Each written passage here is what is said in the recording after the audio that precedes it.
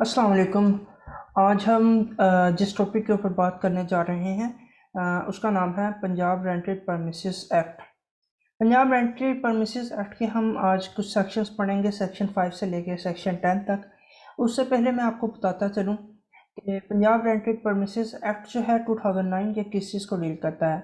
Actually में जो Punjab rented premises act है 2009, ये डील करता है कि लैंडलॉर्ड और टेनेंट के दरमियान जो रिलेशनशिप है उनके एग्रीमेंट को, और उनके दरमियान अगर कोई तनाज़ा होता है तो वो कोर्ट में कैसे जाएगा और कैसे सॉल्व होगा। ये इन सब चीज़ों को जो है वो जो कानून डील करेगा उसका नाम पंजाब रेंटेड परमिसेस एक्ट है। तो पंजाब रेंटेड परमिसेस एक्ट का जो स्कोप यही था कि जो लैंड एक किरायादार है और जो मालिक मकान है या मालिक दुकान है, ठीक है, तो उन दोनों के दरमियान जो रिलेशनशिप है उसको वो रेगुलेट करेगा, ताकि अगर कोई तनाज़ा होता है तो वो किसी ना किसी कानून के तहत जो है उसको सॉल्व किया जा सके। तो इसके लिए पंजाब के अंदर ट्राइब्यूनल बनाए गए हैं जिसको रेंट ट्राइब्यूनल कहते हैं। तो इन रेंट ट्राइब्यूनल्स के अंदर उन मुकदमात को लेकर जाया जाता है और उन मुकदमात का, ताकि जल्द से जल्द फैसला किया जा सके बजाय कि वो सिविल कोर्ट में चलें। ठीक है। तो अब अगर हम बात करें तो सेक्शन जो हमने पढ़ने हैं फर्स्ट लेक्चर के अंदर, वो सेक्शन 5 से लेके सेक्शन तक 10 तक हैं। जो पहले 4 से 5 सेक्शन है उसके अंदर स्कोप की बात की गई है, और उसके अलावा इस तरह की चीज़ों की बात की गई है। वो आप खुद भी पढ़ सकते हैं, कुछ डेफिनेशन है उसके अंदर, वो आप खुद भी देख सकते हैं। तो सेक्शन 5 से स्टार्ट करते हैं। सेक्शन 5 जो है वो कहता है कि एग्रीमेंट जो है ना बिटवीन लैंडलॉर्ड एंड टेनेंट। तो एग्रीमेंट किस तरह का होगा दोनों के दरमियान, ठीक है।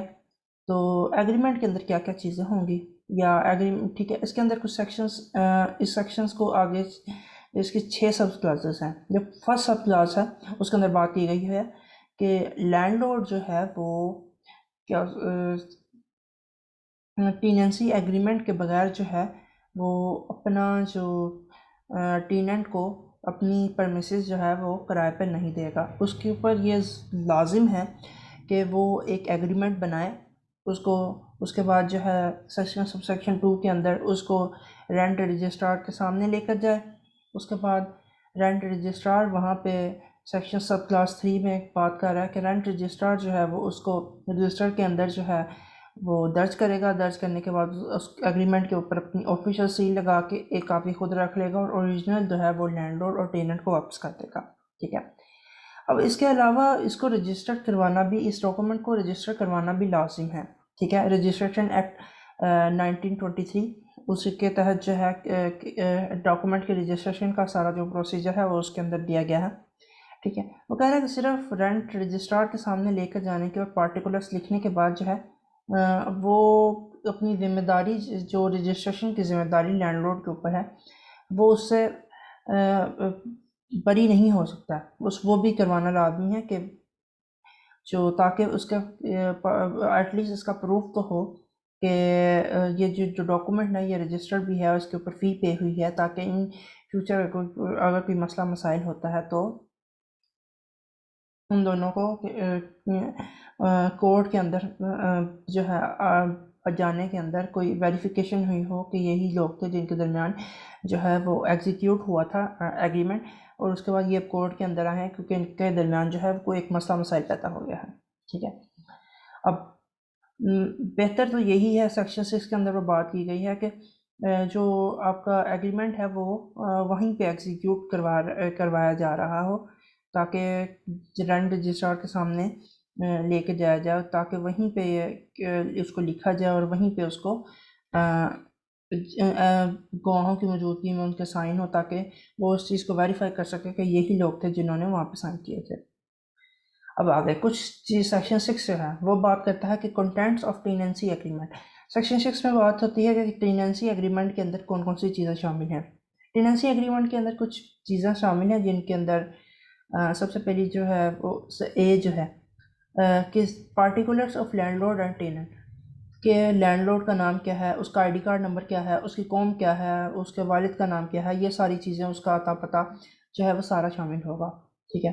बी में वो बात कर रहा है डिस्क्रिप्शन ऑफ premises, के ज़मीन किस जगह पे वाक़ है, उसके शुमाल जनूब और इस नॉर्थ साउथ ईस्ट वेस्ट इसके इन सब जगहों के ऊपर या उनके साथ वाले जो घर हैं वो किन किन के हैं इसकी डिटेल होगी, और वो ज़मीन की पूरी डिटेल होगी कि वो कहाँ पर वाक़या है। ठीक है। पीरियड ऑफ टेनेंसी जो है वो उसके अंदर लाजमी लिखा होना चाहिए कि 1 साल के लिए किराए पे दे रहे हैं, 2 साल के लिए, 3 साल के लिए। ठीक है। उसके बाद इसमें बात की गई हो रेट ऑफ रेंट, के रेंट जो है वो कितना होगा, प्राइस इस साल के बाद दिया जाएगा, क्या ड्यू डेट क्या होगी, 10 तारीख होगी, 15 होगी। उसके बाद किराया जो है वो कैसे दिया जाएगा, कैश की सूरत में दिया जाएगा, बैंक अकाउंट में दिया जाएगा या किसी तरह। ठीक है। अगर तो बैंक अकाउंट में दिया जाएगा तो लैंडलॉर्ड और का बैंक अकाउंट जो है वो भी उसके अंदर लिखा जाएगा कि इस बैंक अकाउंट के अंदर पैसे ट्रांसफ़र किए जाएंगे। ठीक है। अब आगे एट द एंड जो है इसके अंदर ये भी बातें लिखी जाएंगी कि जो जिसको हम बोलते हैं कि ये वजह क्या है, किस वजह से वो जो है लैंडलॉर्ड जो है वो अपनी ज़मीन टेनेंट को दे रहा है। इसमें एक वजह ये हो सकती है कि वो वहाँ पे बिज़नेस करना चाह रहा है, या वो अपने रेजिडेंशियल पर्पस के लिए यूज़ करना चाह रहा है, या उसके अलावा उसको एज अ गोदाम यूज़ करना चाह रहा है। कोई भी वजह हो सकती है, वो लाजमी उसके अंदर लिखी होनी चाहिए। अब आगे बात आती है कि जो अमाउंट ऑफ रेंट है उसके एडवांस रेंट। ठीक है। एडवांस रेंट होता है कि आप जब किसी को मकान किराए पे देते हो ना, तो आप उससे अगर 10,000 किराया तय हुआ है तो आप उसे एटलीस्ट जो है 50,000 जो है वो 30 या इलाके के हिसाब से होता है, बिजली के बिल और इन सब चीज़ों को देखा जाता है। ठीक है।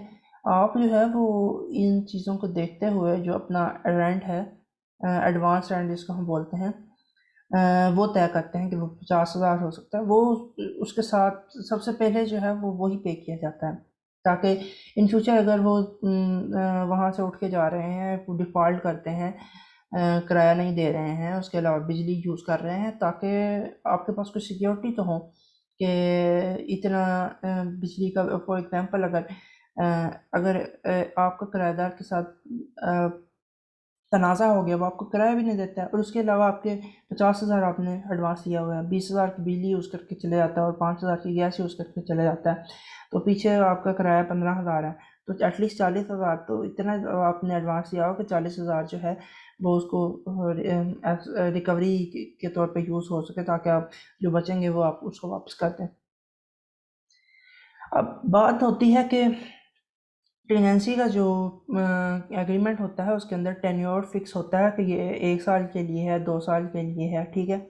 और अगर जो उसके अंदर फिक्स नहीं है, ठीक है, तो उसको यही समझा जाएगा कि ये अगर उसके उसके अंदर नहीं है तो उसका मतलब यही समझा जाएगा कि अभी वो उन्होंने मकान किराएदार को दिया हुआ है, तो